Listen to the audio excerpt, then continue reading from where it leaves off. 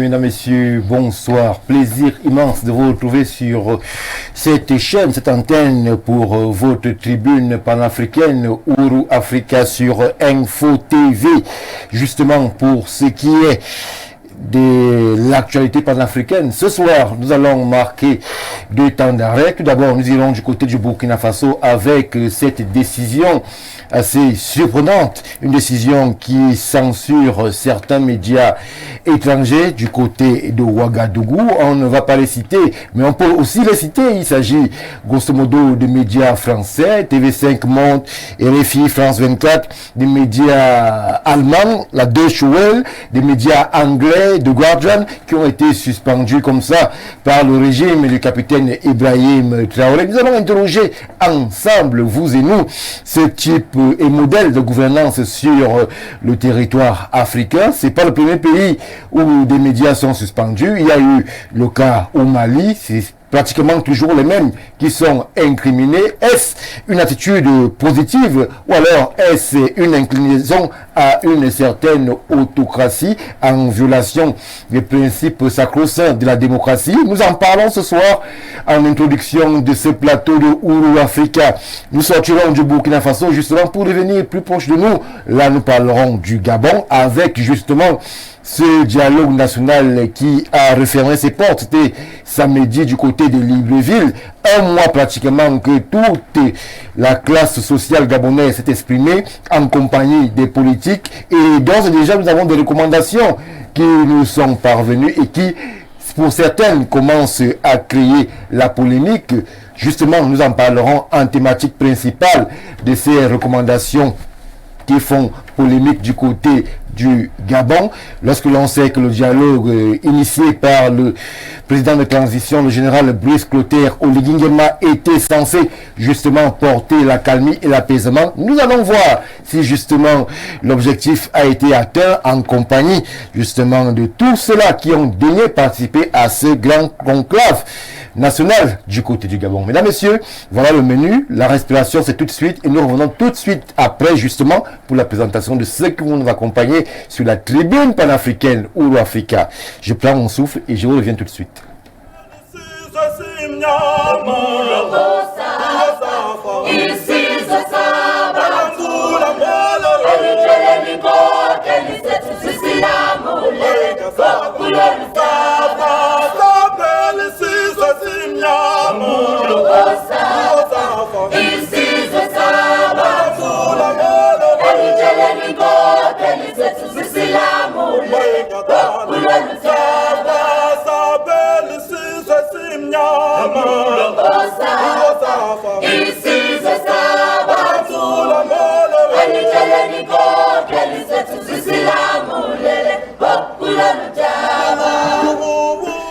Retour sur le plateau de Ouro Africa pour parler du Burkina Faso, pour parler du Gabon. Nous avons convié sur cette estrade des personnes, que dis-je, des personnalités qui vont avec vous et nous, comme de coutume, revenir sur les sujets inscrits à l'ordre du soir. La toute première que je vous présente est un habituel et habitué de ce plateau de Ouro Africa. Il est à ma gauche, le docteur Jean de Dieu Evuna est parmi nous. Une fois de plus, il est expert en sciences sociales.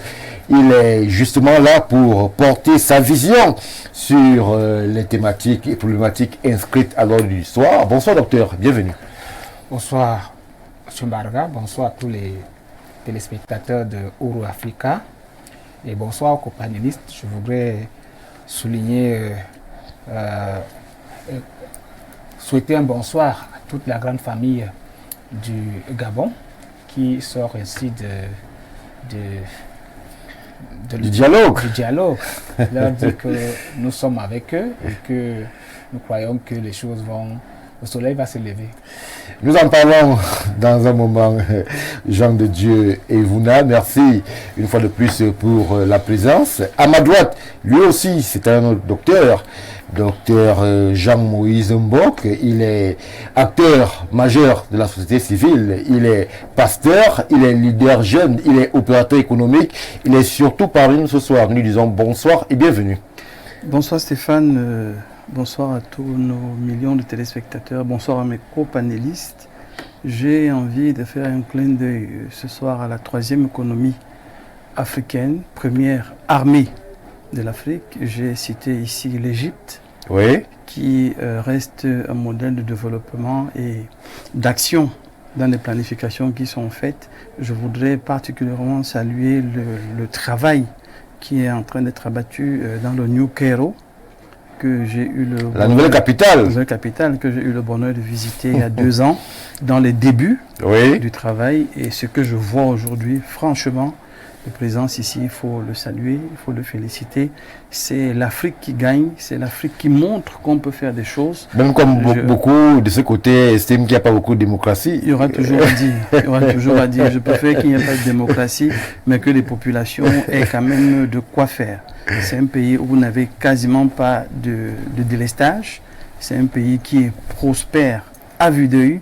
C'est un pays où quand même les populations peuvent témoigner de participer à la vie économique de la nation.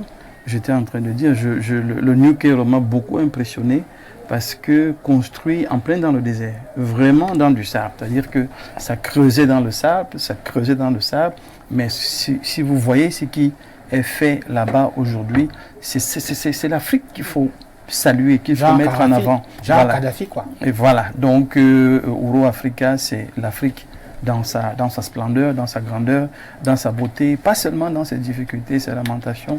Et l'Égypte aujourd'hui est le témoignage qu'on a quand même une Afrique qui ne fait pas que parler, mais qui agit. Merci Jean-Moïse Mbok pour la présence ce soir. Je poursuis l'exercice qui est le mien en ce moment, celui des présentations, et je me tourne vers mon extrême droite avec un autre visage habituel de Ouro Africa. C'est un politologue désormais connu et reconnu sur l'espace médiatico-scientifique camerounais. Paul Stéphane Mulunga, pour ne pas le nommer, une fois de plus est parmi nous. Nous lui disons bonsoir et surtout bienvenue. Bonsoir Stéphane Balga, bonsoir à tous les copanélistes, bonsoir à tous les téléspectateurs et internautes de Ouro Africa. Bonsoir comme ça à toutes les populations de Nkomtou 2. Oui, c'est mon village. C'est pas assez clair. Le seul tigre c'est mon village. Et je leur dis bonsoir parce que j'ai quand même pris le risque de faire un tour au village le week-end en moto. Et je suis rentré dans la nuit et je me suis rendu compte que la route n'est pas matérialisée. Donc vous ne savez même pas si vous êtes au milieu de la route, si vous êtes à gauche, si vous êtes à droite. Ça pose quand même un sérieux problème. Et je me suis dit que, mais un village qui est à côté de la présidence et la route n'est pas matérialisée, vous faites comment pour rouler dans la nuit avec autant de trafic? Et j'ai compris pourquoi parfois quand il y a les accidents là-bas, ce sont les hécatombes. Donc, si le ministre des Travaux publics nous écoute, c'est vrai qu'il y a beaucoup de principes. Aujourd'hui, on ne sait même plus qui doit faire quoi. Si les autorités nous écoutent vraiment, qu'ils aillent matérialiser la route de mon village. Il ne faudrait plus que la prochaine fois que j'y vais là-bas avec ma moto, que la route ne soit pas matérialisée. Merci Paul Stéphane Monunga. Vous avez cette particularité toujours d'évoquer des problématiques qui relèvent de la vie commune, mais qui ont tout leur sens et qui justement impactent le quotidien des populations. On soupçonnerait d'ailleurs d'être très proche de la société civile à vous écouter Paul Stéphane. Une fois que je l'ai dit, mesdames, messieurs, en attente de notre quatrième et dernier invité, nous allons tout de suite plonger au cœur du débat avec cette actualité qui nous amène vers le Burkina Faso. Je l'ai dit, c'est une pléthore de médias qui ont été suspendus, censurés même pour 2 semaines par le régime du capitaine Ibrahim Traoré. Il a reproché la diffusion de fausses informations, atteinte aux principes cardinaux de l'information. Alors, Jean-Dieu Evouna, comprenez-vous que ce régime est décidé comme ça de museler la communication, ou alors vous estimez qu'ils sont dans leur rôle de régulation? Un État, c'est toute une structure qui est établie, qui est organisée avec ses lois. Et dois-je le rappeler que le Burkina Faso est dans une logique de souveraineté et de libération des chaînes du néocolonialisme. C'est pourquoi, et aussi en proie au terrorisme galopant qui a divisé plus de la moitié du territoire et qui était livré carrément aux mains des terroristes. Il est donc anormal aujourd'hui de constater que des médias étrangers se plaisent à déformer au lieu d'informer. Parce que le rôle d'un média, c'est d'informer, de donner de l'information, la vraie information. Mais le constat est fait que, et le constat est celui de ce que les médias occidentaux se plaisent à donner toujours, à tordre toujours les informations en ce qui concerne nos politiques et notre manière de gérer les choses. Étant donné que le travail qui est fait par le régime en place est très délicat. L'information aussi devrait être donnée telle qu'elle est. Oui. Il est donc anormal de continuer avec ce populisme médiatique que nous constatons du côté de l'Hexagone qui tend à rabaisser, à mépriser, à fouler aux pieds les règles de l'éthique des lois de la communication. Donc pour vous, c'est une décision salutaire? Elle n'est pas seulement salutaire, elle est normale. Elle est normale. Elle est normale. Pourquoi? Parce que il n'y a pas que au Mali et au Burkina. Même ici au Cameroun, dernièrement, le TVC s'est quand même déplacé pour venir s'excuser. Oui. Il n'y a pas, un peu pas. Le Bénin, je crois que c'est le Togo a aussi suspendu certains médias. C'est déjà leurs habitudes. C'est dans leurs habitudes de vouloir toujours. C'est-à-dire il suffit sur un pan qu'un régime ne soit pas en accord avec les politiques occidentales ou leur manière de voir les choses, on passe à l'acharnement, on passe au populisme, on passe à la. Ce n'est même plus la critique. Comme des peuples libres, nous avons notre manière, nos us et coutumes, notre manière de voir les choses. Ils se doivent de respecter. Quand vous êtes chez quelqu'un, vous devez de respecter les règles et les lois de sa maison. Peu importe ce que les lois du village disent. Parce que chaque pays a d'abord ses propres lois. Peu importe ce que les lois internationales disent, quand on est chez quelqu'un, même le chef du village, quand il doit rentrer chez vous, il doit respecter les règles de votre maison. Ces médias, nous avons vu avec la guerre en Ukraine, donc ils ont sanctionné les médias russes qui ne passent pas là-bas. Pourtant, c'est eux qui parlent de la liberté d'expression. Pourtant, ils nous ont donné la libre expression. Mais maintenant, nous arrachons notre liberté d'expression. Le temps de la libre expression est fini. Le temps où on avait peur de leur faire savoir que nous ne sommes pas d'accord, et réviser votre papier est à sa fin. Le Burkina Faso, le Togo et même le Cameroun, nous attendons toujours aussi, parce que aussi ici, nous avons comme l'impression que nos dirigeants sont un peu trop souples, laxistes même à la limite vis-à-vis de certaines dérives. Quand il s'agit d'un média national, nous avons vu ici clairement un média qui est venu lorsqu'il y a une enquête criminelle en cours, il est venu sortir soit des pseudo-procès-verbaux, alors que nous avons une enquête criminelle en cours. Et on n'a pas vu nos dirigeants s'indigner, ni même porter une quelconque critique. C'est anormal, ça ne peut pas se faire chez eux. C'est-à-dire qu'en France, par exemple, il y a eu crime et que la justice ne s'est pas encore prononcée, mais un média se permet de nous sortir des procès-verbaux. C'est anormal. C'est une violation même de la conscience des peuples africains. C'est pourquoi je trouve normal que ce régime de l'AES et même le Togo et d'autres régimes vont suivre. Il faut arrêter cette manière de faire. Merci Jean de Dieu Evuna, Jean-Moïse Mbok. Le capitaine Traoré durcit le ton vis-à-vis de cela. Il faut préciser que cette sanction survient après que Human Rights Watch ait allégué justement qu'il y avait des bavures au sein de l'armée burkinabé sur les populations du nord-ouest du pays et que justement ces médias incriminés par la décision aient plus ou moins validé cette perception de la chose, ce qui a valu le gourou du Conseil supérieur de la communication burkinabé. Oui, c'est logique que ça se soit passé comme ça parce qu'il faut quand même rappeler que depuis quelques années, les médias sont passés de structures de communication à instruments stratégiques, instruments même géopolitiques et aujourd'hui, instruments de guerre. Ce qui fait que finalement, certaines guerres s'expriment et se gagne même par la force de la communication. Oui. Donc, un média aujourd'hui n'est plus simplement vu comme des journalistes, des caméras ou des stylos pour donner une information, mais aussi un instrument idéologique qui peut, en une information comme Radio Cette Colline au Rwanda, créer le chaos. C'est pour ça qu'il y a un contrôle, il y a un suivi, il y a des mesures. Ces sanctions ne sont pas sorties ex nihilo, elles sont sorties sur la base de ces allégations, oui, de ces mauvaises informations.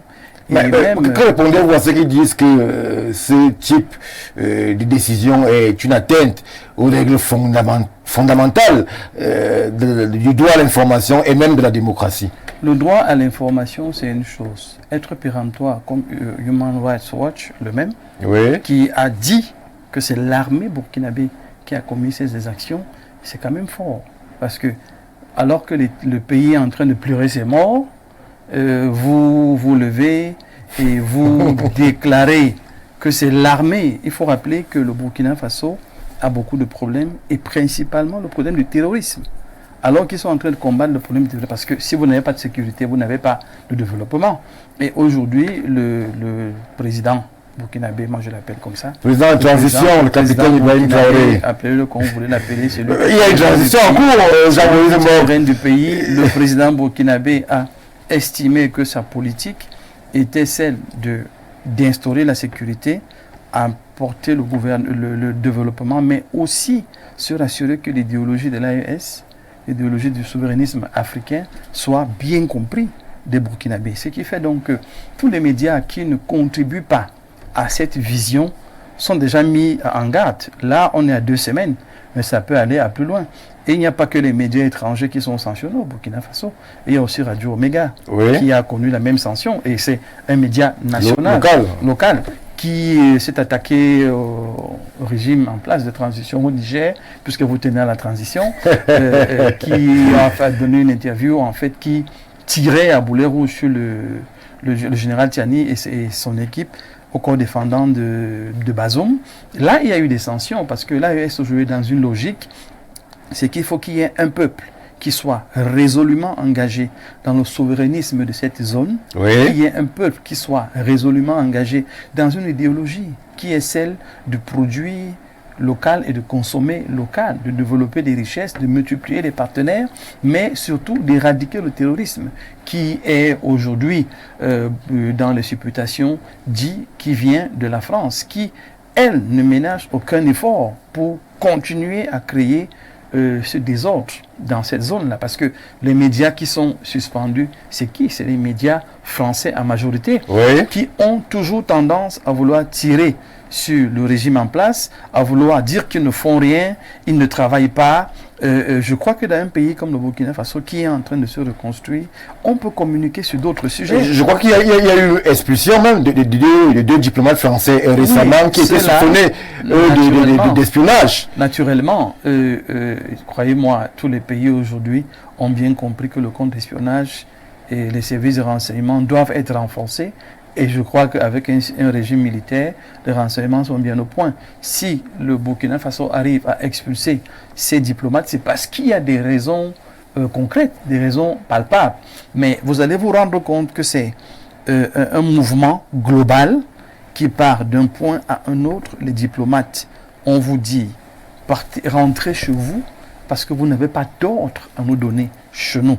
Ça, c'est le message qu'il faut passer, et ils passent ce message. Maintenant, on s'adresse à leurs moyens de communication de masse ou d'influence des masses qui sont les médias, pour les suspendre pendant 2 semaines, pour leur montrer qu'on peut vivre sans vous, mais on peut aussi devenir des partenaires si vous acceptez que les choses se fassent de manière claire et transparente.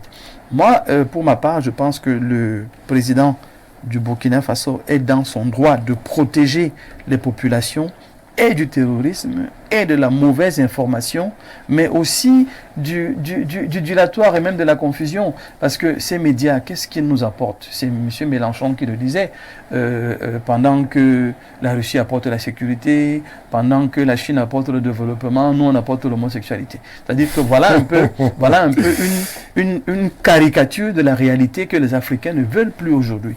Donc, pour moi, pour chuter, c'est un message à la France pour dire qu'il est urgent de revoir votre relation avec l'Afrique, pas comme le général, j'oublie son nom, qui disait que d'ici 10 ans, ils doivent revenir coloniser, parce que je paraphrase, mais il disait que dans 10 ans, la France sera obligée de redescendre en Afrique pour défendre elle-même ses intérêts. Si ce n'est pas la colonisation, la recolonisation, c'est quoi? Ils vont rencontrer Garçon en face, mais c'est pour simplement dire que la France doit aujourd'hui quand même se raviser.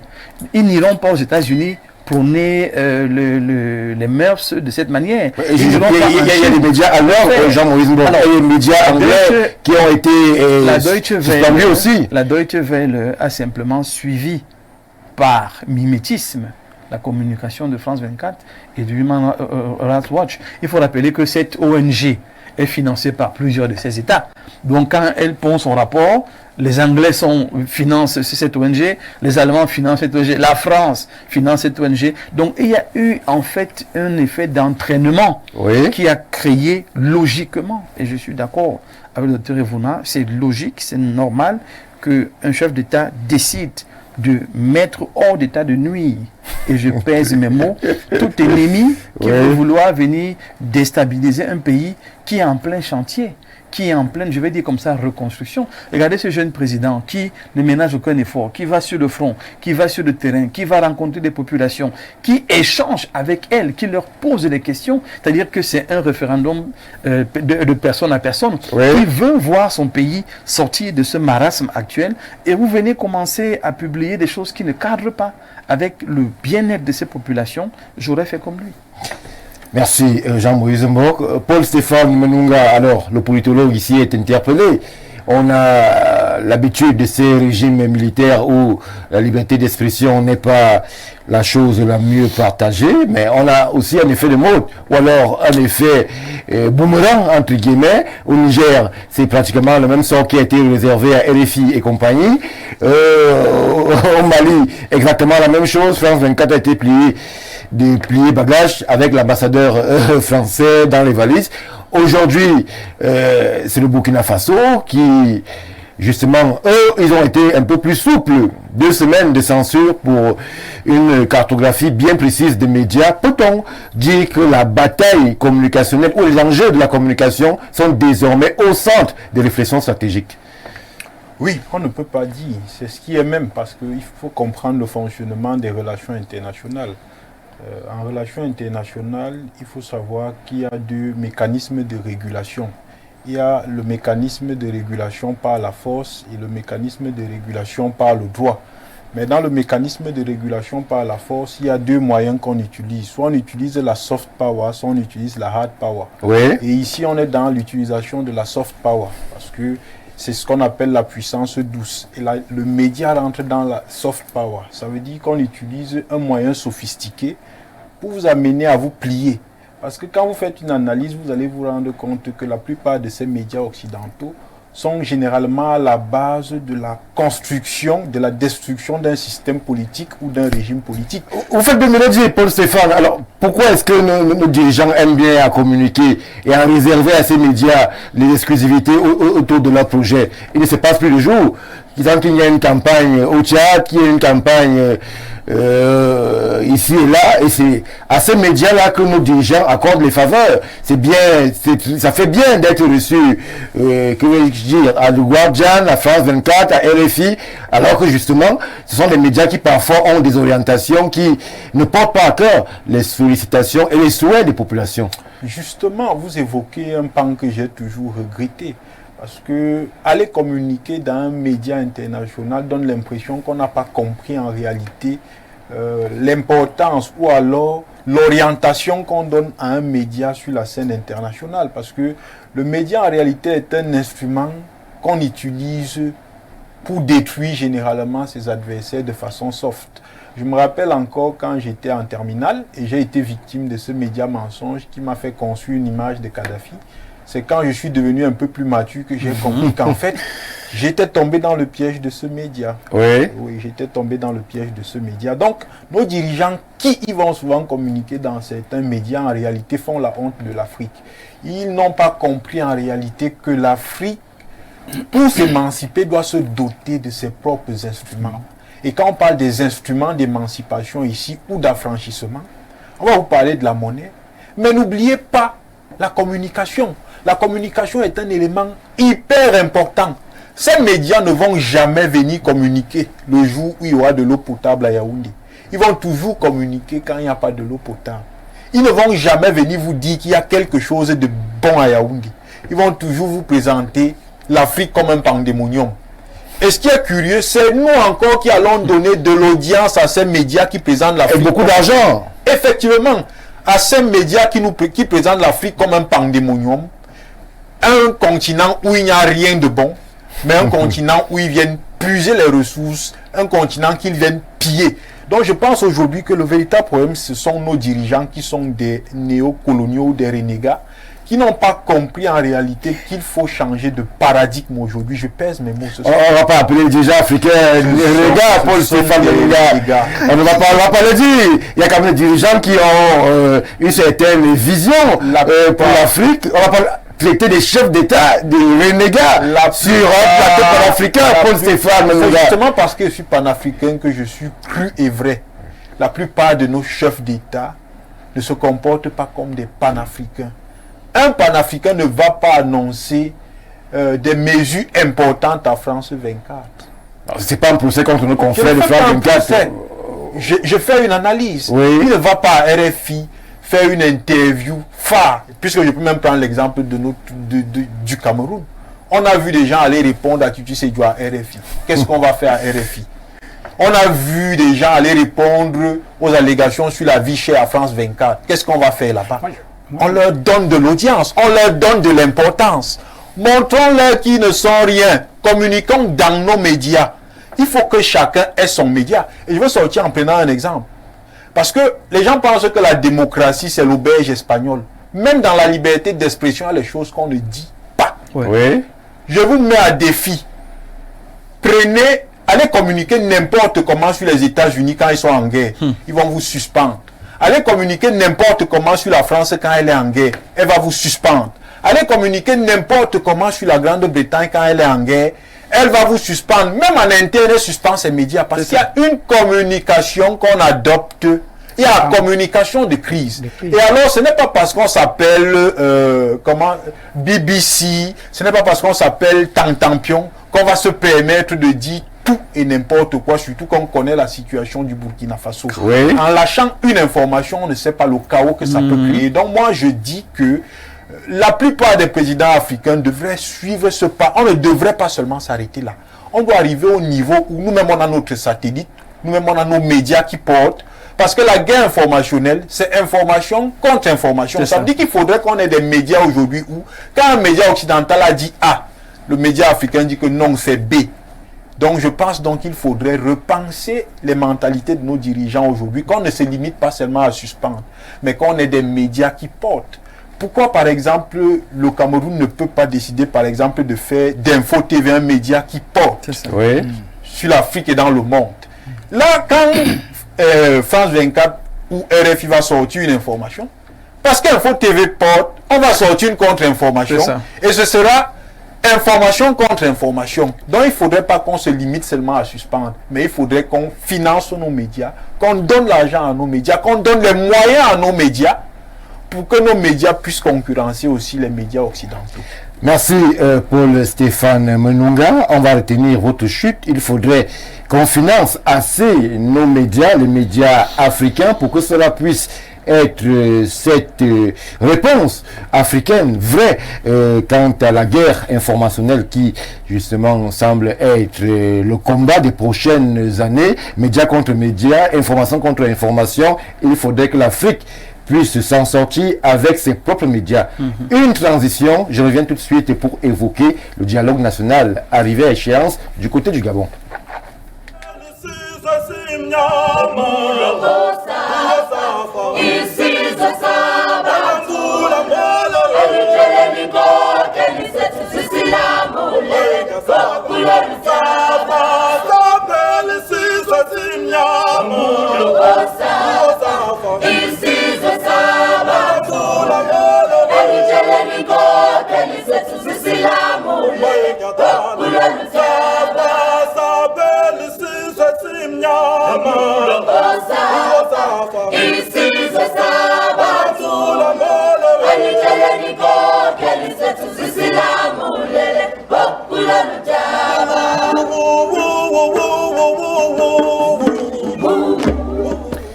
Retour sur le plateau de Ouro Africa. Nous épiloguons dès à présent sur le dialogue national initié il y a pratiquement un mois par le président de transition gabonais.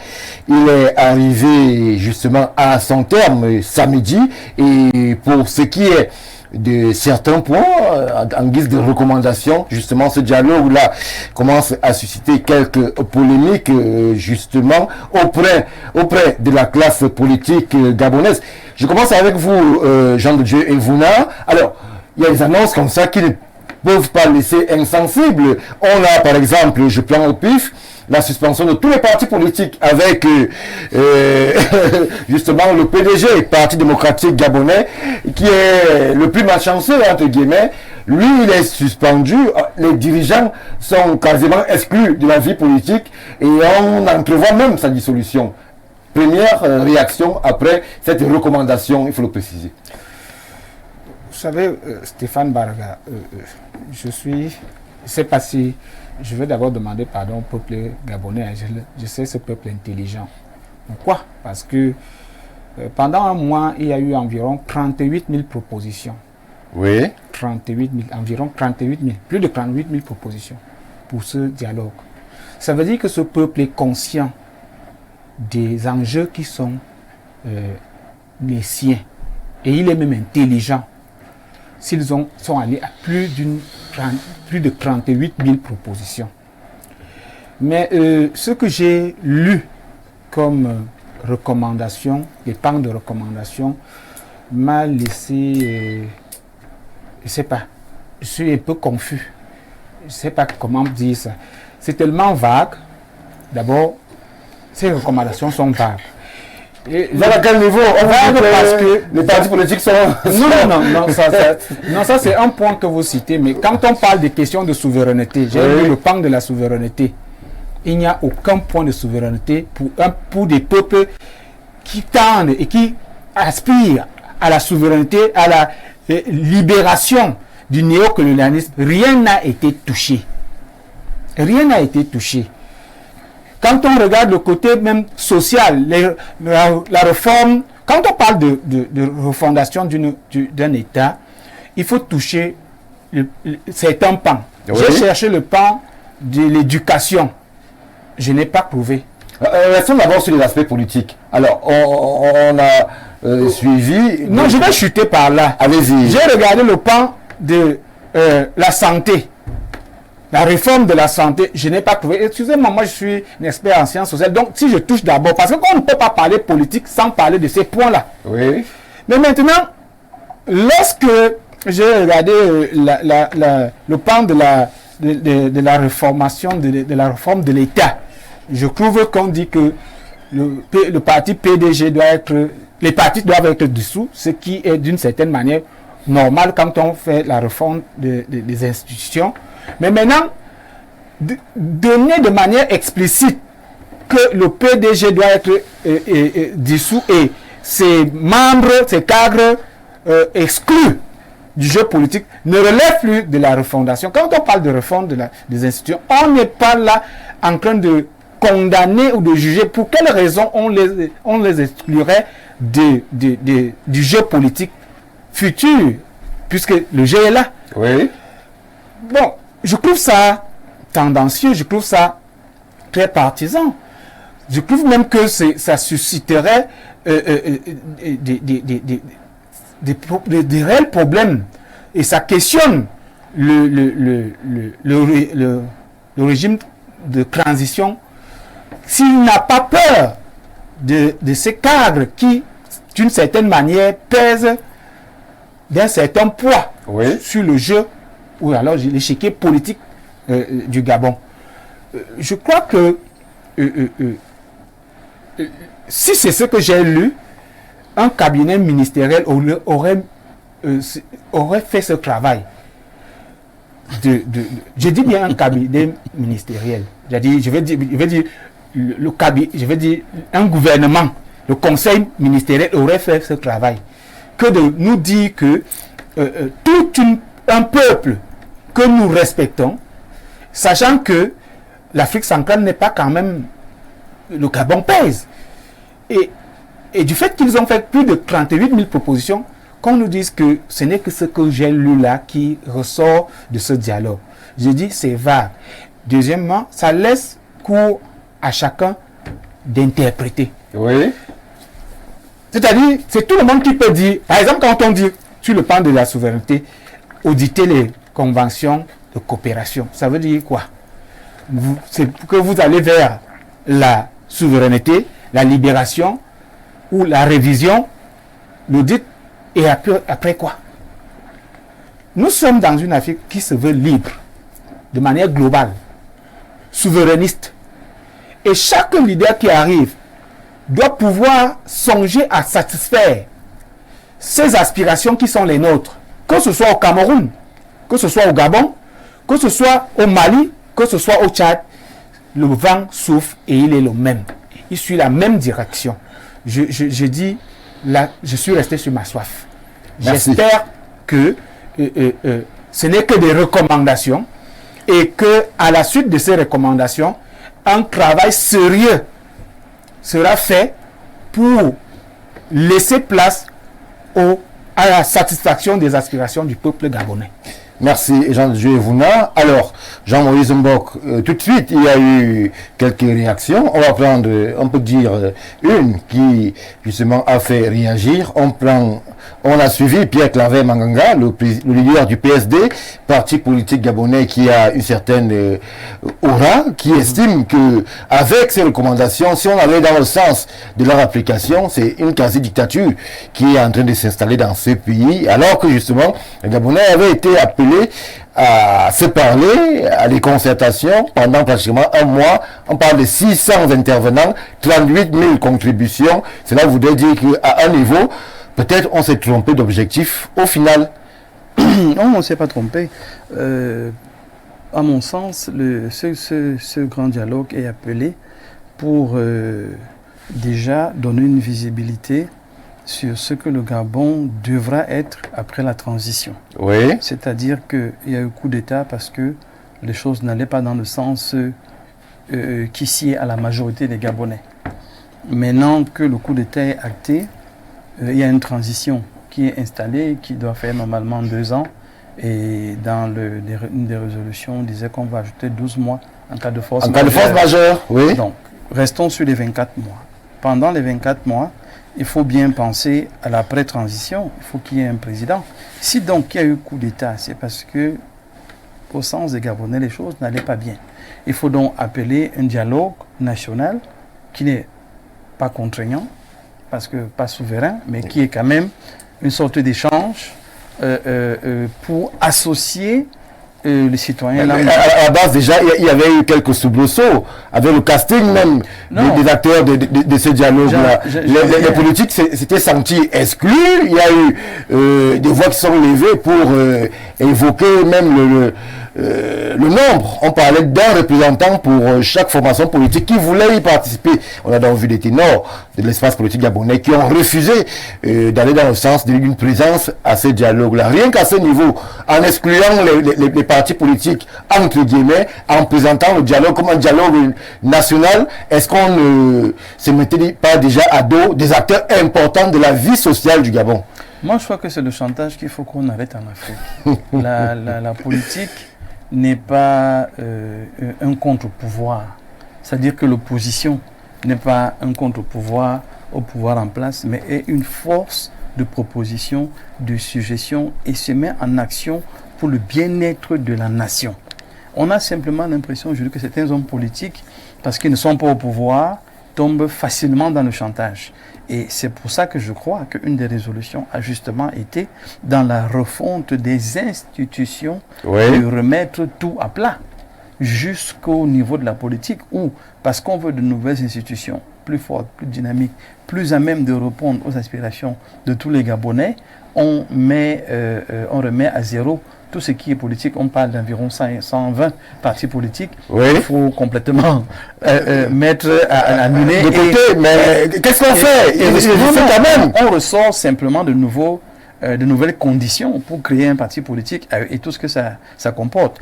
Le casting, Stéphane, on ne sera jamais tous d'accord du casting qu'un dirigeant va mettre sur pied, tout simplement parce que chacun se tient sur son prisme et regarde la chose comme il veut regarder. Moi, mon souci n'est pas le casting. On a eu ces 600 personnes. Mon souci était la participation effective des Gabonais et on a eu 38 000 contributions. Ça veut dire que c'est beaucoup. Les Gabonais ont donné leur avis, ont donné leur idée et pour moi, l'objectif à ce niveau est déjà atteint. Que tous les Gabonais acceptent de venir dire ce qu'ils attendent, dire ce qu'ils pensent, dire ce qu'ils veulent de leur nation. Il faut rappeler que ce dialogue n'était pas juste la réforme des institutions, mais il y avait plusieurs pans qui étaient pris en compte, dont l'économie, la question du travail, l'éducation, la santé, la sécurité et la Constitution. Parce qu'il faut la réécrire. Donc, voilà les grands points qui ont été pour tous les Gabonais et la transition, un des points phares. Parce que la politique du développement peut se mettre en branle à n'importe quel moment. Mais il faut des acteurs qui vont porter cette politique. Et il faut une institution qui va accompagner ces acteurs pour porter la politique. Le Gabon est en train, à mon sens, de se construire dans une dynamique qu'il faudra simplement avoir des personnes suffisamment courageuses, suffisamment responsables pour pouvoir porter cette dynamique. Tout à l'heure, Stéphane parlait des médias. Il faut des dirigeants suffisamment courageux qui vont construire un Gabon avec les Gabonais. Une des réformes, c'était que tous les grands postes doivent être occupés par les Gabonais. Mais c'est formidable parce que sous l'ancien président, on avait des ministres français, on avait des DG français. Aujourd'hui, on est en train de construire un Gabon qui se construit à partir des Gabonais. Donc, moi, je vois le côté positif, le côté agréable, et il y a le côté des droits des homosexuels qui a été balayé. On a dit avant vous aviez des droits, aujourd'hui on n'est plus d'accord avec cette approche, on met ça à la poubelle. Donc on est en train de voir ici, à mon sens, un Gabon qui s'assied, qui se parle, et c'est ce que nous appelons de tous nos voeux, que l'Afrique se parle et que les populations se parlent. Quant à l'implémentation des résolutions qui vont être déroulées, parce que les recommandations, les recommandations, l'archevêque qui a présidé toutes ces assises a bien dit que je ne donne que quelques pans. Le temps ne me permet pas d'aller en détail sur tous les points, mais pour moi, c'est positif que le Gabon pense à l'après-transition. Comment ça va être fait, qui va le faire, avec quel pouvoir, avec quels moyens. Et ça, c'est important pour la suite de la vie du Gabon. Maintenant que l'opposant estime que le président en place va voir ses pouvoirs renforcés, il faut à un moment donné refuser d'être naïf en politique. Tout le monde qui tient les rênes va tout faire pour pouvoir consolider son pouvoir et sa force. Non, il ne faut pas être naïf. Je dis simplement... Non, docteur Mbok, il ne tient pas les rênes. Il est là justement pour le moment. Je rappelle il joue le rôle... Je rappelle que c'est une supputation. L'opposant a donné son avis. Non, docteur. Mais rien celui qui est là n'est pas dans le rôle de tenir les rênes. Celui qui est là actuellement est dans son rôle de refonte des institutions. Il n'est pas question pour quiconque de tenir un pan quelconque de la République. Il est question de... Quand on parle de réforme, c'est comme une bougie qu'on veut... On veut redonner forme à l'État, une autre forme à l'État. Il n'est donc pas judicieux de dire ici que on ne peut pas tenir les rênes et favoriser la réforme en ses faveurs. Non. Ça, c'est votre lecture. C'est moi qui avais la parole. Ça, c'est votre lecture. C'est moi qui avais la parole. Et je dis, dans les questions politiques, il faut éviter d'être naïf. Dans les questions de pouvoir et de gouvernance, il faut refuser d'être naïf. Il faut savoir être objectif et prendre à son compte tous les avantages qu'on peut avoir par ailleurs. Je prends le cas de la Russie. Oui. Le président Poutine décide de rester longtemps au pouvoir et il prend son premier ministre qui va devenir le président de la République. Mais tout le monde sait qui était le président. Ce premier ministre a bien compris qu'on ne résiste pas à Poutine. Je fais ce que j'ai à faire, je reste sage et j'évolue. Aujourd'hui, qu'on le veuille ou non, sans encourager la guerre en Ukraine, la Russie est en train de rentrer dans sa puissance que tous les pays du monde entier lui reconnaissent. On ne discute pas ça aujourd'hui. Ce que j'essaie de dire pour tracer le parallèle, c'est qu'avec le Gabon, le général Oligui ne va pas commencer à coudre un vêtement qui n'est pas sur sa mesure. Il va coudre un vêtement constitutionnel à sa mesure. Il ne sera pas le premier à le faire. C'est comme ça que ça se fait dans tous les pays. Et il ne faut pas être naïf. Moi, ce que je demande en tant que société civile, c'est que Monsieur le Président Oligui Nguema, peu importe la nature de votre vêtement, qu'il soit en or, qu'il soit en diamant, qu'il soit en pourpre, il faut que les populations bénéficient. Merci. Et c'est ça le plus important. Mais je ne veux pas être naïf pour dire qu'il ne va rien faire pour se maintenir ou se présenter. Il va tout faire pour se présenter comme au Tchad à côté là.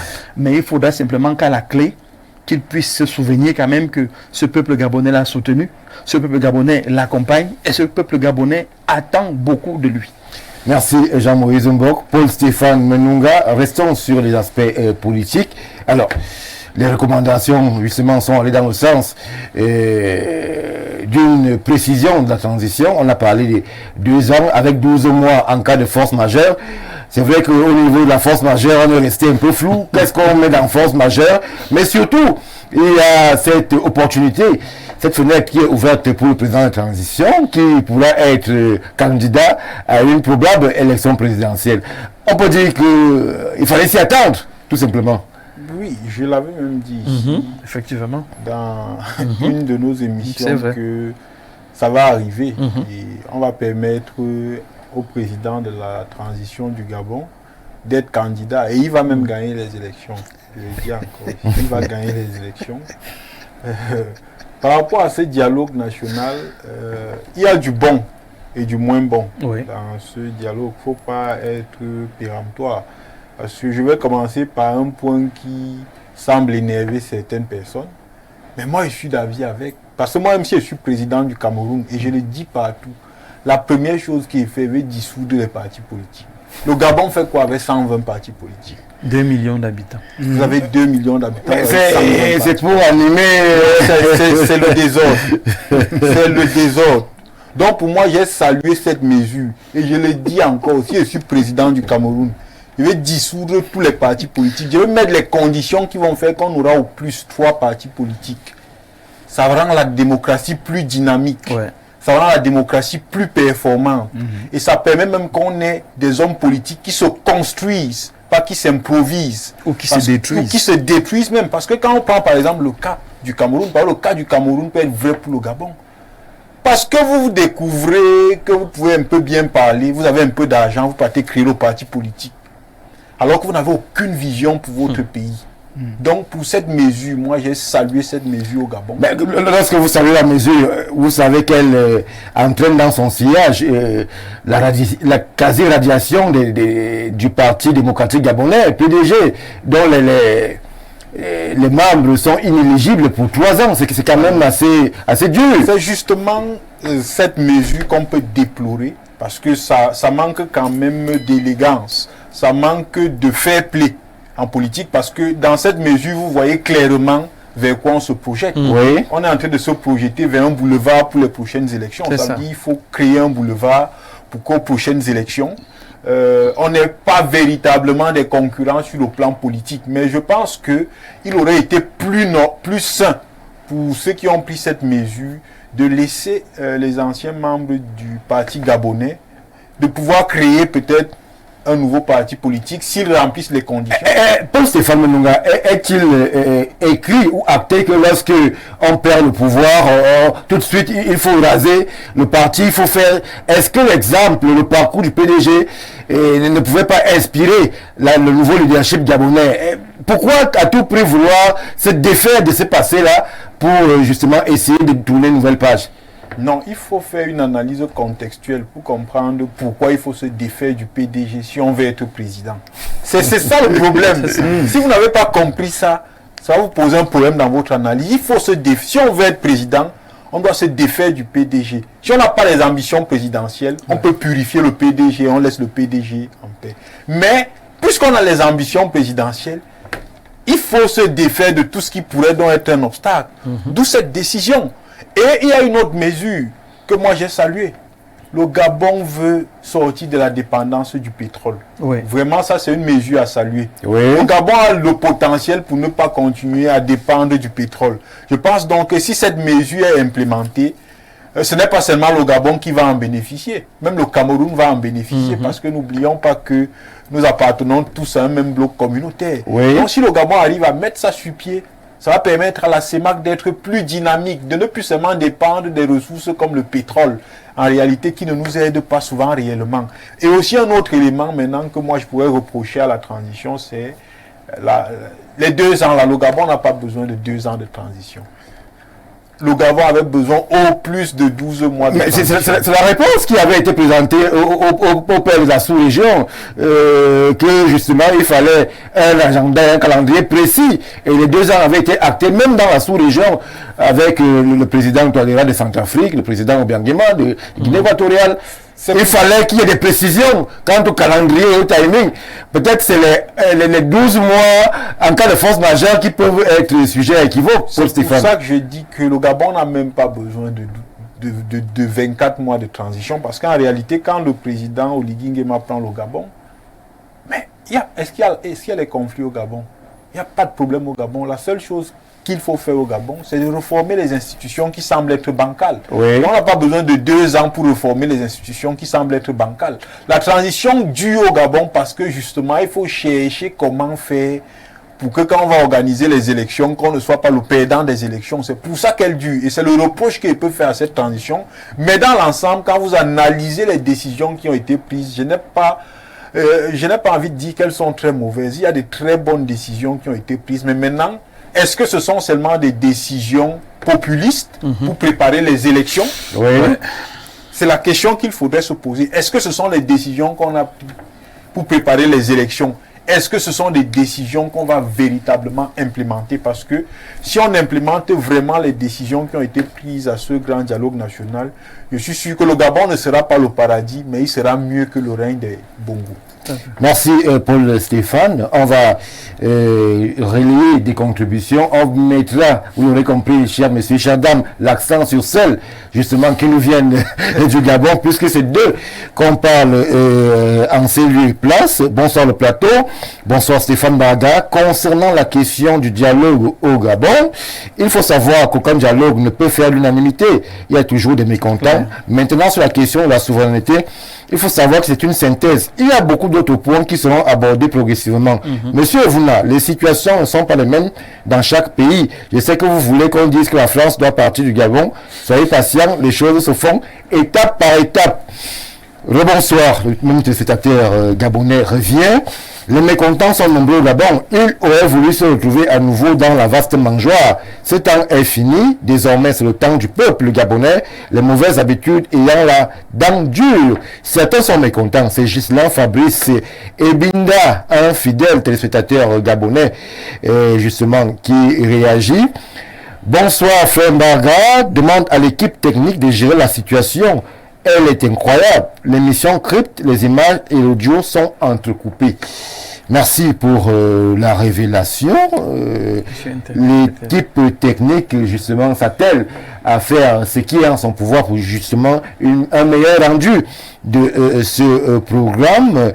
Nous avons 2 ou 3 contributions qui vont dans le même sens. D'une mauvaise qualité sonore et audio, nos équipes sont justement à pied d'œuvre pour revenir dans le meilleur des temps à une meilleure écoute. Jean de Dieu Evuna, alors, on reste sur le Gabon avec tout ce qu'il y a autour en termes de suspicion et de supputation. Le président de transition, bon, la recommandation est qu'il puisse être candidat pour la prochaine élection. Il a même c'est quasi 3 ans, puisqu'on parle d'une transition actée pour 2 ans avec 12 mois en cas de force majeure. Est-ce que vous pensez que c'est pas du déjà vu ailleurs qu'on est en train de vouloir exprimer au Gabon? Les recommandations sont parlées dans le sens d'une limitation de mandat. Le président de transition a quasiment voulu voir devant lui. Stéphane, vous savez, moi, je n'ai pas de problème avec des individus. Hein. Oui. J'ai les problèmes avec des idées. Je n'ai pas de... Monsieur Olingi Nguema est un Gabonais, comme tous les autres Gabonais, qui est dans son droit de se présenter. Je suis contre le fait qu'on dise qu'un militaire ou c'est pas ne peut pas se présenter. C'est pas ça mon problème. Mon problème, c'est que je défends les idées et le peuple. La manière que le président de transition du Gabon s'y prend n'est pas la meilleure. Vous auriez aimé qu'il fasse quoi, par exemple, même lorsque je soutiendrai le développement du docteur Mbok, qu'il soit un peu plus, qu'il y ait un peu plus de sagesse. C'est trop flagrant, docteur Mbok. C'est trop flagrant. Comment voulez-vous, dans une recommandation, qu'on parle de institutions et régime politique? Comme nous disons encore, que choisir un régime politique qui garantisse un meilleur fonctionnement des institutions de la République. À cet effet, les commissaires proposent de consacrer dans la future constitution un régime présidentiel. Nous sommes quoi? Avant, il y avait quel régime au Gabon? Semi-parlementaire. Alors que nous, semi-parlementaire. Vous avez vu le poids du Parlement au Gabon? Non, il faut qu'on cesse de distraire le peuple. C'est vrai que cette recommandation a interpellé lorsqu'on parlait dans le sens de renforcer les pouvoirs du président. On s'est bien demandé que est-ce que mon père et fils avaient les faibles. Voilà. Est-ce que vous avez vu le poids parlementaire au Gabon? Je pense que nous sommes là dans la distraction. Et c'est pour cela que je dis que la méthode n'est pas la bonne. N'est pas la bonne. Il faut que, quand j'ai écouté l'âge, comme on a dit, il est généralement dans la cinquantaine. Oui. La jeunesse africaine doit faire montre de beaucoup plus de sagesse. Ce que je lis là ne fait pas montre de sagesse. Lorsqu'on veut garder le pouvoir, comme nous regardons au niveau de l'AES, il faut attaquer certains pans pour tout au moins satisfaire. Même au niveau de l'AS, Jean de Dieu, la question des durées de transition, là-bas aussi, ça fait problème. Là-bas, ils ont un problème, c'est qu'ils sont en guerre. Le Gabon n'a pas besoin de ne pas nous dire combien la transition, je veux dire la limitation de mandat, de ne pas évoquer lors d'un dialogue national la limitation de mandat. Là-bas, ils ont raison. Nous ne savons pas, jusqu'à présent, pour des pays comme ceux de l'AES, où les pans territoriaux ont été pris en otage par des terroristes, ils ont une certaine légitimité. Mais au Gabon, non, ce n'est pas le cas. Je crois qu'il manque, je l'ai dit, un Gabonais dit que je crois que c'est un haut cadre même qui a participé, qui m'interpelle, que non, il s'attendait qu'on touche, que la France. Mon problème n'est pas la France. Par exemple, il y a un autre pan. Je n'ai pas lu dans ces recommandations la mutualisation des avoirs pour pouvoir donner au peuple gabonais, à la communauté gabonaise, de nationaliser les entreprises, c'est-à-dire la production des richesses. Voilà, ce n'est pas que la France aille, non, ce n'est pas mon problème. Mon problème, c'est que est-ce que le Gabonais va contrôler son économie? Parce que lorsque, il n'y a pas que la monnaie, on n'a pas écouté la monnaie. Aujourd'hui, on ne peut pas parler de réforme des institutions sans parler de la monnaie. Des questions de la défense, Jean de Dieu, avec ce départ souhaité par les recommandations Non, je n'ai pas lu dans les recommandations le départ souhaité des troupes françaises. J'ai lu que une base militaire, ce n'est pas évoqué. C'est ok. Non, j'ai lu les questions de sécurité, il n'y a pas ça. Il y a aussi un problème, c'est que qu'est-ce que l'OIF fait dans les recommandations alors qu'on refuse aux partis d'opposition d'assister? Quand le docteur Mbok dit que l'opposition veut faire le chantage, comment est-ce qu'on peut demander à des partis politiques de n'avoir qu'un seul représentant alors que l'OIF se trouve là? C'est pour cela que nous, notre souverainisme, nous sommes gênés. C'est-à-dire, qu'est-ce qu'une organisation internationale qui n'a rien à voir avec la réforme des institutions de manière directe fait dans la salle? Quand les Gabonais doivent se parler entre eux. Non! S'il est donc question de cela, comme on invite aussi les Camerounais, comme on invite aussi les Tchadiens, comme on invite aussi les Centrafricains, comme on aille tout s'asseoir. Vous ne souhaitez pas la présence de la francophonie? Mais faire quoi? Faire quoi quand les gens doivent parler de leur cuisine interne? Faire quoi quand les gens doivent laver le sale en famille? Quel est leur rôle là? La francophonie vient faire quoi? Et c'est pour cela que nous ne croyons pas. C'est pour ça que j'ai parlé d'un peu de sagesse. C'est-à-dire, même si vous êtes soutenu par des gens, ne montrez pas quand même au peuple que non, c'est dans cette voie que nous allons. Un autre point qui me semble un peu gênant, oui. Comment un président de transition, à quelques jours des assises, peut aller avec une délégation des ministres des hommes d'affaires dans un autre pays signer des contrats? Sur quelle légitimité? Est-ce que la vie ne va pas continuer? Non. Nous sommes. Non, la vie, lorsqu'on parle de transition, dans ce cas, quand on peut parler on gère les dossiers quand même pour contrôler l'administration et autres. Mais quand on va déjà au point avec des délégations pour signer des partenariats, pour signer ceci, ça veut dire que le dialogue en lui-même n'a plus sa réelle valeur, n'a plus lieu d'être, puisque vous êtes déjà dans une dynamique de signer des conventions, oui, de signer des partenariats. Et je l'ai évoqué la dernière fois que je crois que ce n'était pas dans la dynamique d'aller simplement en Côte d'Ivoire pour une visite, c'était pour un soutien. Il l'a dit, il ne l'a pas caché. Un soutien, non, quand je parle du soutien, ce n'est pas du soutien de la Côte d'Ivoire, mais je pense que du soutien de certains lobbies sur le plan des partenariats. Et ça, je ne me tromperai pas à l'avenir lorsque nous allons constater que ces assises ont accouché d'une souris. Merci Jean de Dieu et Vouna. Alors, Jean-Moïse Mbok, c'est vrai que le voyage en Côte d'Ivoire du président Oligui avait interpellé. on était à une semaine d'ouverture du dialogue. On l'a vu se déployer du côté d'Abidjan, rencontrer le président Ouattara avec une forte délégation des ministres gabonais. Beaucoup ont estimé que c'était un peu une attitude assez ambiguë. Aujourd'hui, le dialogue s'est achevé, les recommandations ont été faites, elles lui ont été adressées. Maintenant, c'est à lui, en tant que dépositaire de la signature gabonaise, de voir dans quel sens il faudrait aller. Si vous étiez dans l'appareil gabonais, qu'est-ce que vous conseilleriez au président Oligui? Puisque justement, à un niveau, il faudra trancher. Il y a des décisions sensibles qui doivent être prises. On suspend les partis, comme au Mali, où il n'y a plus d'activité politique. Qu'est-ce qu'on fait alors que l'on voudrait apporter une dynamique nouvelle et peut-être tourner une page tout simplement d'un régime Bongo? Moi, je pense que, premièrement, pour répondre à la question du voyage en Côte d'Ivoire, et Dr Vouna l'a dit, le Gabon, c'est un peuple constitué de personnes intelligentes. Et si dans le conseil du président, on a estimé que la mission en Côte d'Ivoire était utile, après quand même qu'on ait nommé un dirigeant du dialogue, l'archevêque Iba, je crois bien, oui. C'est lui qui encadrait tout le grand dialogue. Le chef de l'État ou alors le président de la transition n'avait aucun rôle immédiat à jouer en ce moment. Alors si dans le calendrier, on a l'Union africaine qu'on doit affronter pour justement faire tomber toutes les sanctions que le Gabon était en train de subir, s'il y a des opportunités économiques, parce qu'on parle souvent d'économie, ce n'est pas un nuage qui reste suspendu sur nos têtes. C'est aussi les opportunités à savoir saisir le moment. Qu'est-ce qui était urgent à ce niveau? Aller recevoir alors que le pays est dans une grande consultation.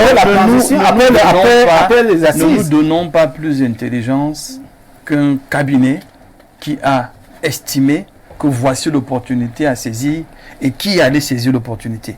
S'il n'avait pas un rôle à jouer pendant ces échanges, pendant ce dialogue, je vous dis encore, quelqu'un a dit que les questions de souveraineté ou les questions d'État dépassent la raison humaine. Quand l'État voit son intérêt et qu'il y a une action à poser, ils vont poser l'action. Oui. La présence du président Oligui en Côte d'Ivoire, il l'a dit, il ne s'en est pas caché.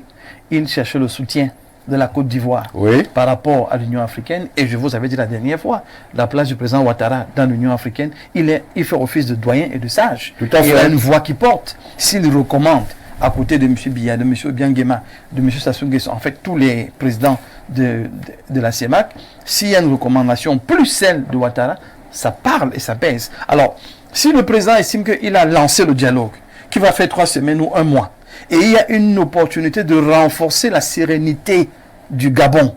Franchement, s'il a estimé que c'est ce qu'il a lieu de faire, il a fait ce qui est bien pour le peuple gabonais. On ne peut pas lui reprocher ça.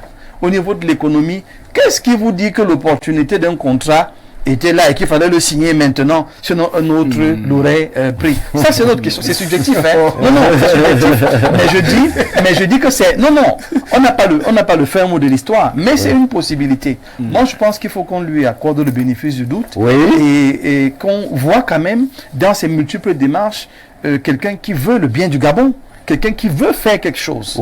Maintenant, pour revenir en interne, si j'étais le conseiller du président Oligui, Paul Stéphane l'a dit, je pense pareil. On a trop de partis politiques qui ne nous servent à rien. Et quand on rentre dans les différents courants, vous allez voir que on parle au Cameroun de 500 partis politiques. On va se rendre compte que 100 sont de l'extrême droite, 100 sont du centre, 100 sont de gauche, et tout ça là, enfin, on les ramène tous dans leurs différentes familles politiques et on veut un jeu politique sain. Ce qui se passe aujourd'hui au Gabon, et pour moi c'est un message. Si on va secouer un peu l'opposition, c'est pour simplement dire que, mes amis, nous sommes dans un combat qui doit rechercher le bien-être des Gabonais et non des individus. Nous sommes en train de sortir en Afrique du super-homme pour rentrer dans les institutions fortes. Et c'est ce qui est en train d'être construit au Gabon. Pour moi, c'est une activité pionnière. Maintenant, qu'on dise que les internationaux n'ont rien à faire, dans le grand dialogue? J'ai dit non. Parce que nous ne vivons pas en vase clos. Oh. Non, s'il vous plaît. Nous ne vivons pas en vase clos. Votre développement aura besoin, s'il vous plaît, votre développement aura besoin de l'apport où va impacter votre voisin. C'est vrai que c'est tu présentes quelqu'un quand même. Les Gabonais voulaient se parler. S'il vous plaît. Les Gabonais voulaient se parler entre eux. Le grand dialogue national au Cameroun a vu à un moment donné l'arrivée du corps diplomatique. Parce qu'à un moment donné, quand on dit qu'on veut se parler, on se parle entre nous. L'OIF n'était pas du début à la fin des échanges. Non, il y a un temps où on invite les internationaux à donner leur avis. Quand ça s'est passé chez nous ici, on a commencé avec les nationaux. On a sollicité la diaspora. On a sollicité les concernés des zones anglophones. Que nous sommes le bon exemple alors. Mais bien sûr, nous sommes là-dessus, sur ce point-là, c'est le bon exemple. Et après, on a invité le corps diplomatique parce que quand vous vous engagez déjà dans les relations internationales, vous ne pouvez plus vivre en vase clos. Quelle sera votre stratégie pour faire face à ces relations internationales qui sont déjà en train de confrontation géopolitique? Il y a un problème qui peut pourtant être un partenaire. Ce n'est qu'une question du prisme. Ça, c'est votre confrontation géopolitique. Ça, c'est votre prisme et je le respecte. Mais je vous prie de respecter le mien. Moi, je pense humblement qu'à un moment donné, quand on veut développer, je pense simplement le cas du foyer.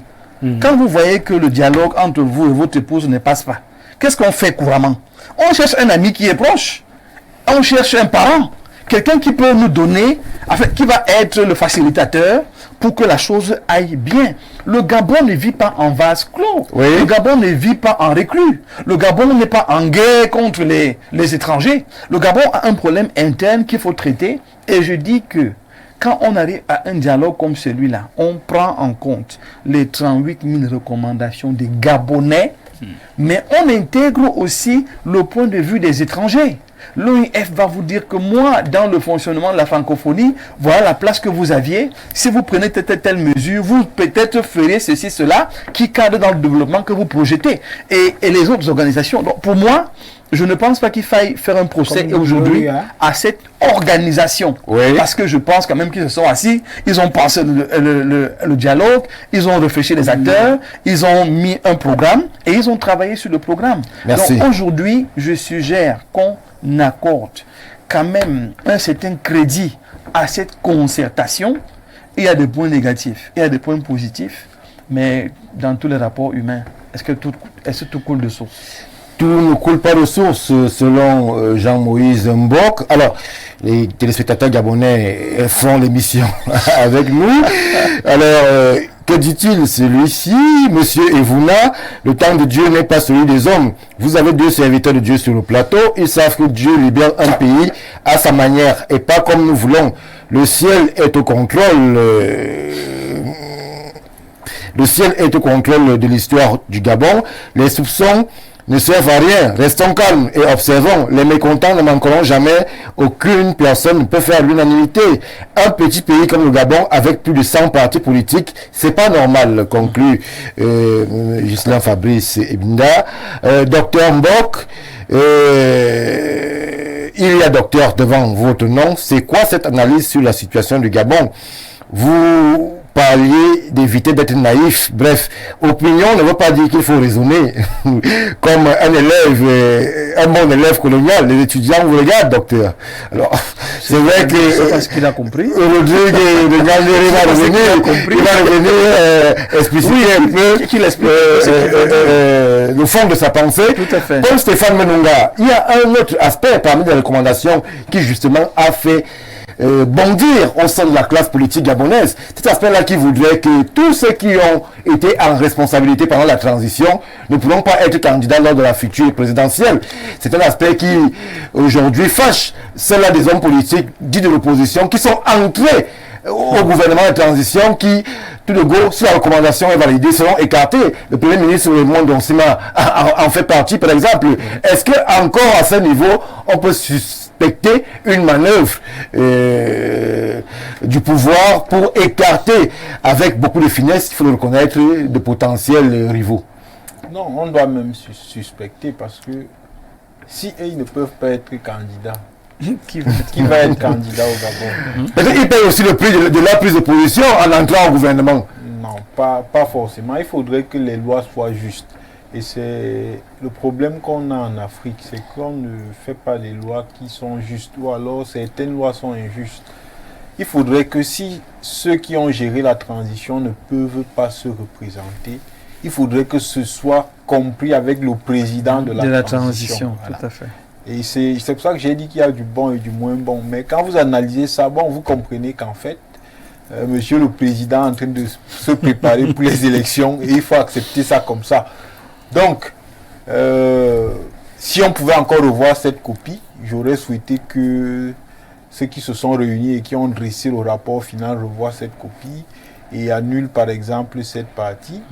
Et je vais poursuivre en disant que il faut savoir que c'est vrai qu'on est dans un contexte où la plupart des Africains sont fatigués d'un pays que je ne vais pas citer ici, parce que nous tous nous connaissons le pays là.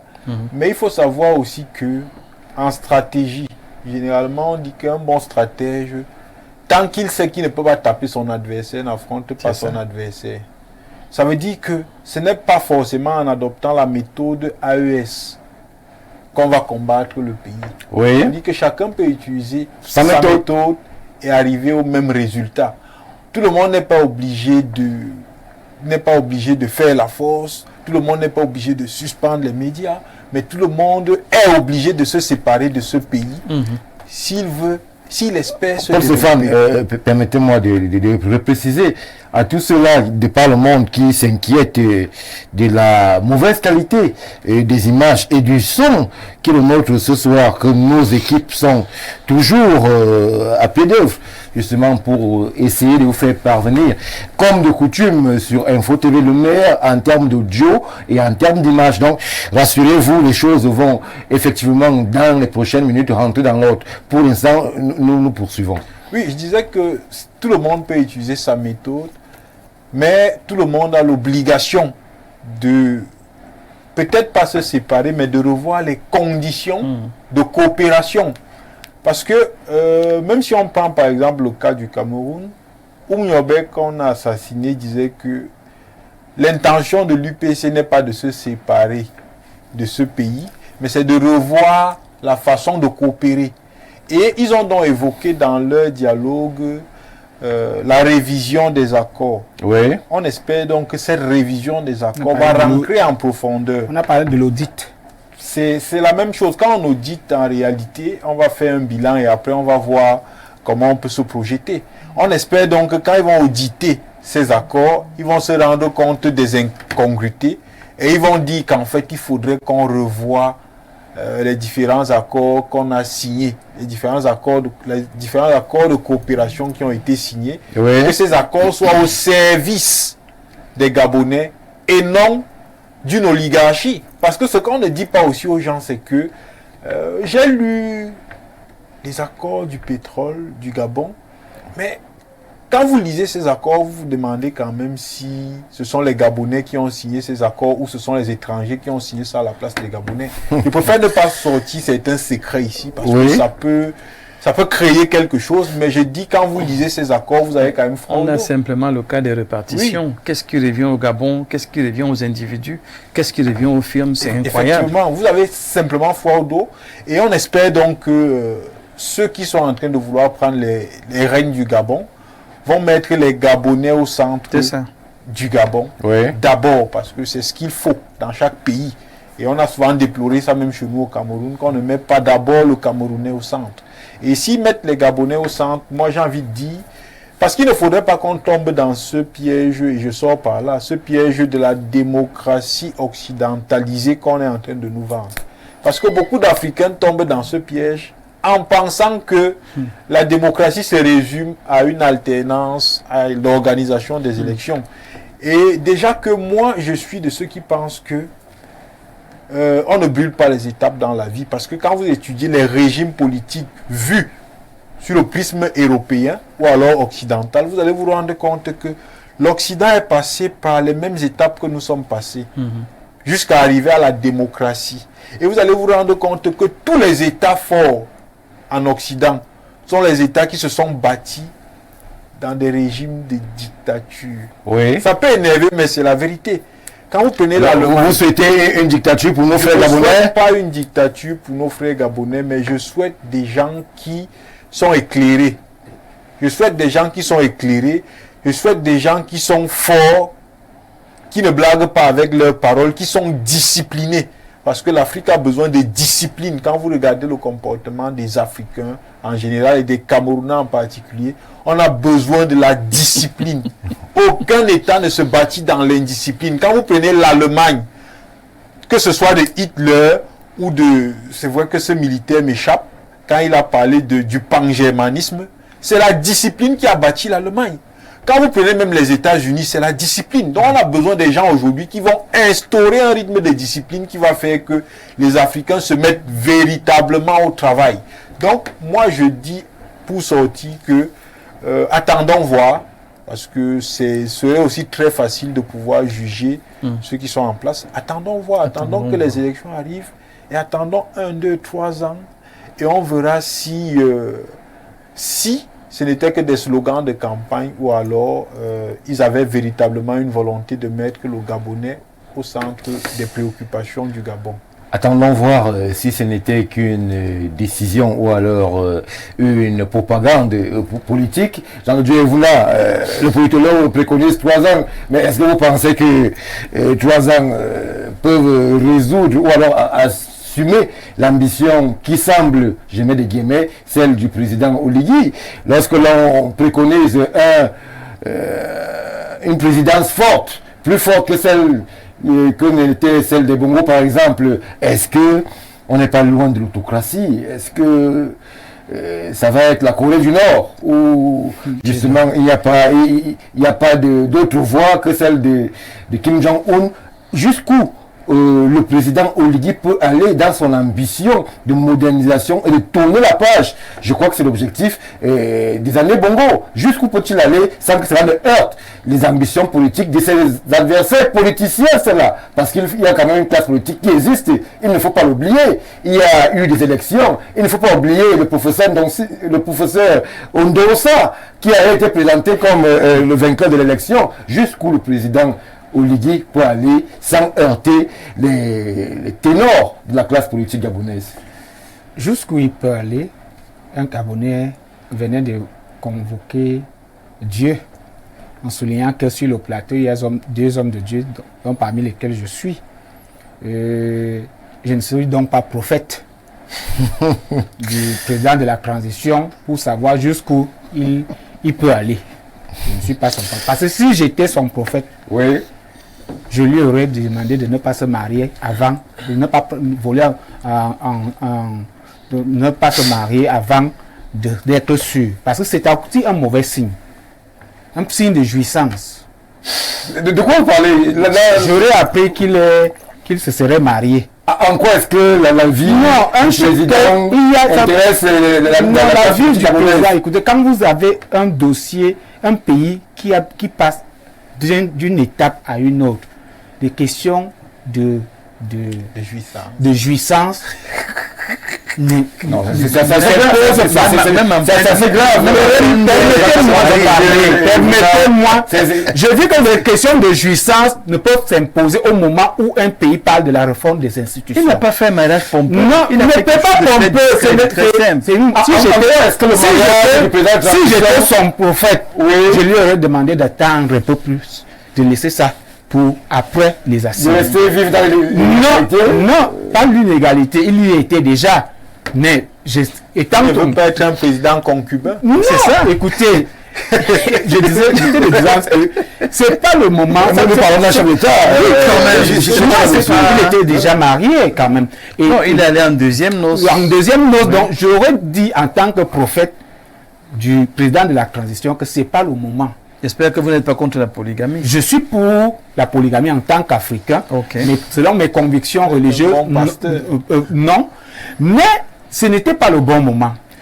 Comme donc les Gabonais qui écrivent ne convoquent Dieu et ne me disent pas et me rappellent qu'il y a un temps pour toutes choses, moi je parle du temps présent, le temps des assises, le temps des recommandations, le temps des résolutions, et je dis ça n'a pas il y a certaines choses qui ont été franchement loupées. Oui. Je parle, par exemple, dans nos pays, nous avons des questions de tribalisme. Je n'ai pas lu ou des questions de... Est-ce que c'est une problématique qui se pose au Gabon, la problématique du tribalisme? Vous croyez qu'il y a un pays en Afrique qui ne connaît pas le tribalisme? Est-ce que c'est l'urgence de ce côté? Pourquoi on parle du clan Bongo, de la tribu 2? Olivier de la même tribu. Oui, ça se parle là-bas. Je croyais que des questions sociologiques allaient être posées sur la table pour essayer de créer cet équilibre et faciliter le vivre ensemble, l'intégration. J'ai plutôt regardé qu'ils ont mis l'accent sur l'immigration, sans toutefois évoquer les questions internes de vivre ensemble, sur le prisme du tribalisme.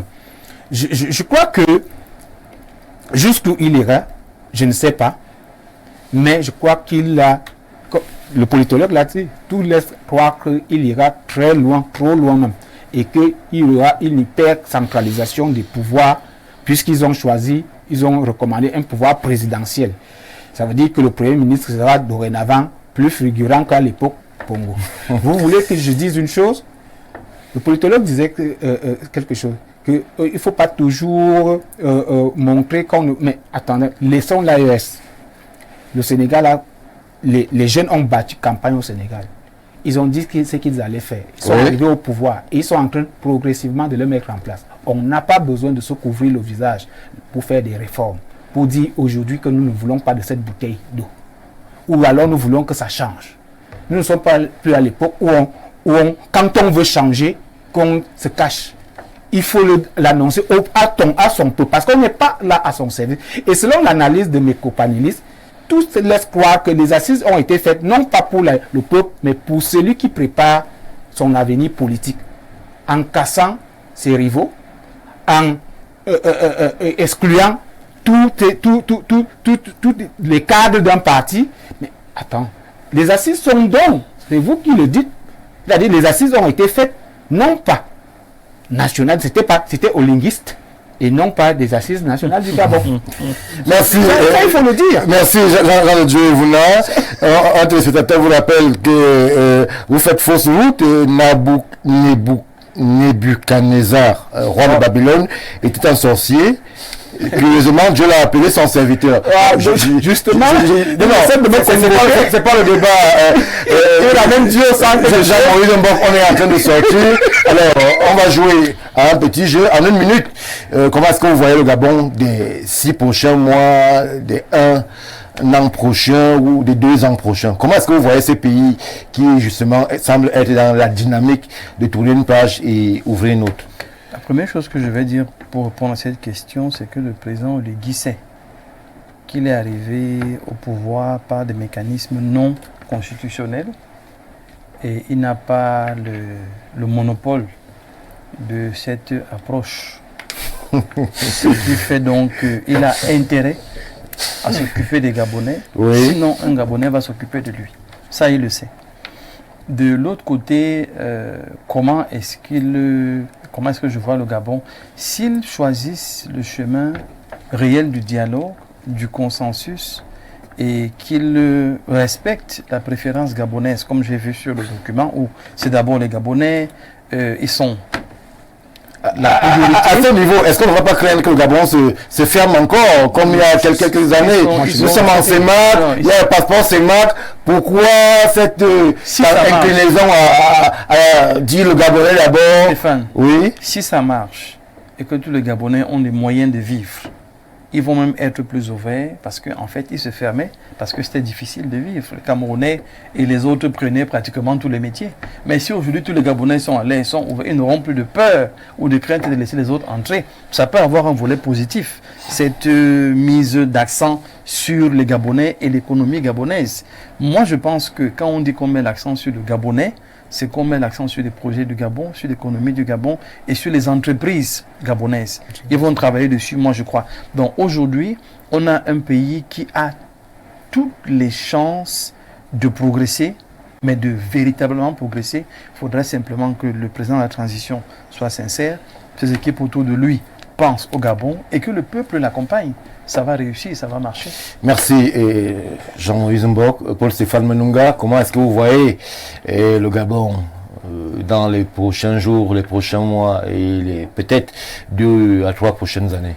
J'ai envie de dire que moi je vois le président de la transition être président du Gabon et la suite va dépendre de comment il va implémenter sa gouvernance, oui. Tout simplement. Oui. Et je voudrais apporter une précision aussi ici parce qu'il y a beaucoup de confusion.